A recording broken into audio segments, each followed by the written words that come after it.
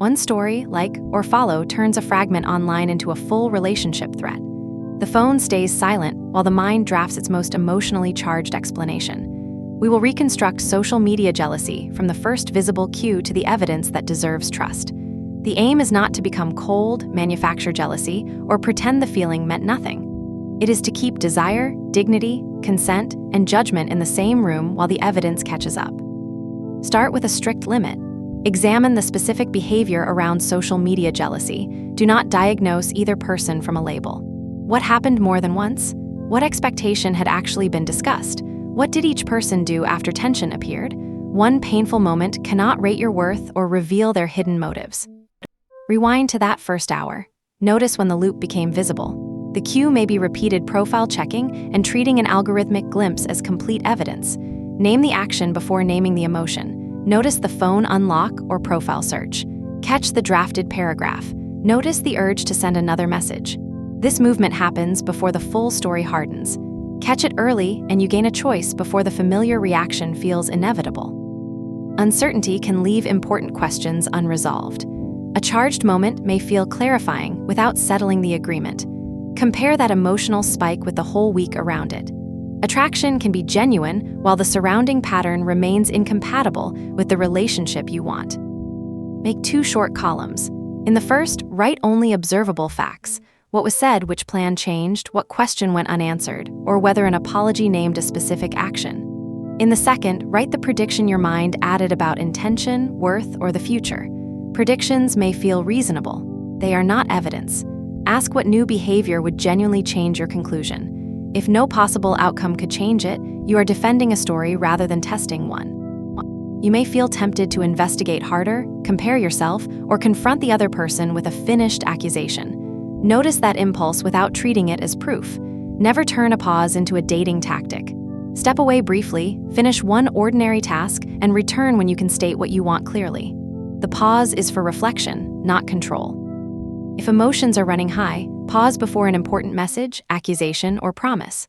Unclench your jaw, slow your exhale, drink water, step outside, or call a trusted friend who will not turn uncertainty into gossip. Then describe the problem in one plain sentence. This pause cannot guarantee better judgment. It simply creates time to choose deliberately. A warm response and a boundaried response can be the same response. Now grade the connection with the agreed relationship boundaries, direct behavior, honest answers, and patterns beyond the screen. Give more weight to plans kept, limits respected, effort returned, misunderstandings repaired, and honest questions answered than to one perfectly timed moment.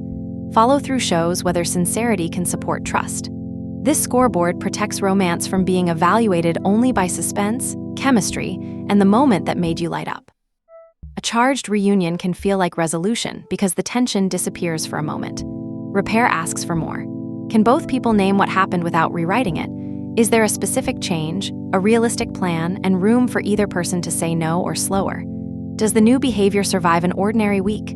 Physical closeness, affectionate language, or sexual tension never substitutes for consent, accountability, and emotional availability. Someone else's hesitation, inconsistency, or uncertainty may hurt. It does not prove you were too much, unattractive, or impossible to love. Their behavior gives information about what they can offer in this connection. It does not issue a universal rating of you. Do not ask how to become irresistible enough to control the answer. Does this pattern offer clarity and reciprocity? Does it feel emotionally safe? Protect your sleep, focus, friendships, and self-respect. Move the camera away from the hottest scene and inspect the ordinary moments. Who initiates a plan? Who remembers a stated limit? What happens on a tired evening? What follows a misunderstanding? Notice how they behave away from a date. Compatibility often looks less cinematic than attraction. It appears in scheduling, honesty, consideration, and the ability to repair small ruptures. Does intensity appear only during crisis or reunion? That contrast offers useful information. Ask a question that leaves room for both people instead of presenting a psychological theory. Try, that online interaction brought up insecurity for me. Can we clarify what our boundaries are? Ask at a calm time. Do not use a speech designed to produce the desired answer. Direct communication cannot guarantee mutual interest. It can replace hours of decoding. Both people gain shared information. A no, a vague answer, or a different intention may sting while still protecting you from an imaginary agreement. Listen to the words, the specificity, and the follow-through. A clear answer names what the person wants and can realistically do. Specificity turns intention into a plan. Later behavior shows whether it survives outside the conversation. People can be nervous, busy, or uncertain, so do not demand perfection. But repeated vagueness that keeps access open while responsibility stays absent is also an answer. Grade the pattern, not tone alone. A usable boundary sounds like this. I will discuss real concerns directly instead of monitoring a partner for endless indirect proof. It is not a threat, punishment, or trick for making someone chase. It states what access you will offer and what action you will take if the pattern continues. Keep it realistic on a lonely night. If it depends on the other person agreeing with your interpretation, it is still a negotiation. A boundary under your control protects time, attention, emotional energy, and physical autonomy. Use a personal observation window. This is not a validated test. Schedule one calm check-in. Meet outside an intimate moment. Compare current feelings with prior agreements.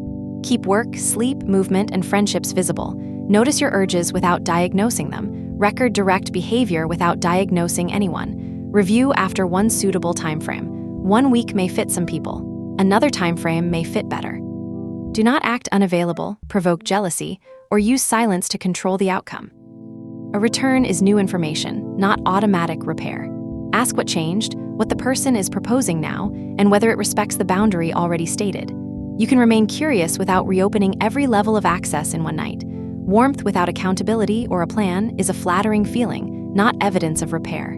Clear ownership plus sustained action deserves a slower test. Let trust rebuild gradually enough for reality to stay visible.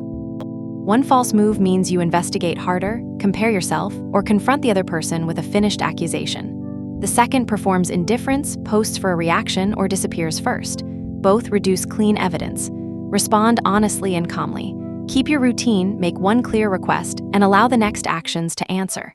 Confidence is not winning a contest of who cares less. It is caring without surrendering consent, standards, or control of your choices. The healthier contrast is digital behavior that matches shared expectations without turning surveillance into reassurance. It can still include longing, flirtation, nervous laughter, an intense kiss, and vulnerable conversation. The difference is that respect and consistency return after the spark. You spend less time decoding interest and more time learning whether values, pace, communication, and ordinary lives fit.